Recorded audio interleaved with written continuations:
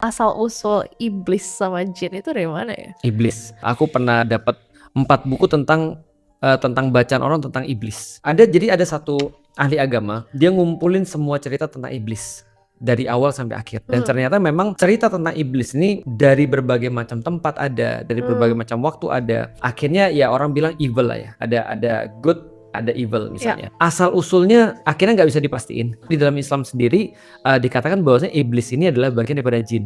Jadi Allah kayak menciptakan malaikat yang dari cahaya, iblis yang dari api. Tapi dikatakan nih, api tapi tidak berasap di dalam Al-Quran. Makanya ada yang bilang plasma. Bagus sih plasma. Karena plasma itu kan kayak kalau di kita kan dia kayak beda alam kan plasma ya. Dia elektromagnetik tapi bukan elektromagnetik, itu maksud plasma.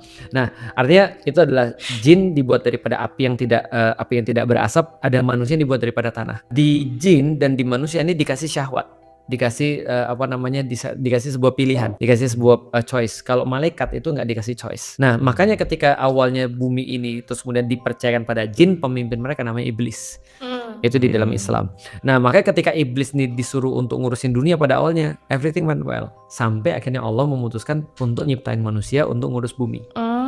Di titik itu dia langsung gak suka. Jadi di titik itu iblis menjadi jahat karena dia melihat ada yang newbie. Padahal awalnya ketika dia disuruh ngurus bumi, dia disuruh nambahin kerjaan, dia mau terus. Kamu sujud lebih lama, dia mau. Ratusan tahun tambahnya, gak ada masalah. Tapi begitu dia dilihatin ada orang yang newbie, muncul sombong. Nah, jadi sombong ini bisa dikatakan sebagai dosa asalnya dia. Kan orang bisa sombong kalau ngeliat sesuatu yang lebih cupu kan.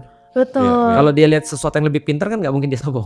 Kita cuma tanah gitu. Betul. Dia api loh. Nah, dia api. Nah, tapi balik lagi tuh narasi yang dia buat. Tapi sebenarnya dia merasa gini, aku udah terbukti.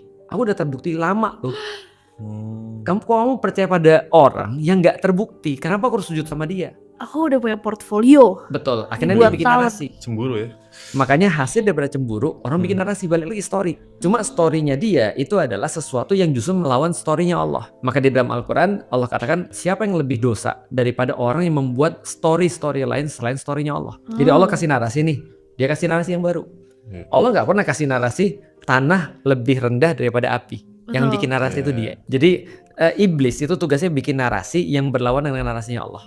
Bahwasanya tanah lebih rendah daripada api. Bahwasanya kalau kamu abadi itu lebih baik bagi kamu. Bahwasanya kalau misalnya kamu tuh nggak punya apa-apa, kamu tuh lemah, kamu nggak bisa apa-apa, itu adalah narasinya iblis. Makanya coba lihat ya, banyak orang yang bunuh diri. Itu bisikan iblis adalah kamu nggak punya harapan lagi. Percuma aja kamu hidup, kamu lemah. Udah lebih baik kamu mati aja. Nah, bisikan iblis kan begitu kan ya, narasinya selalu sama. Dan dia melawan narasinya Allah.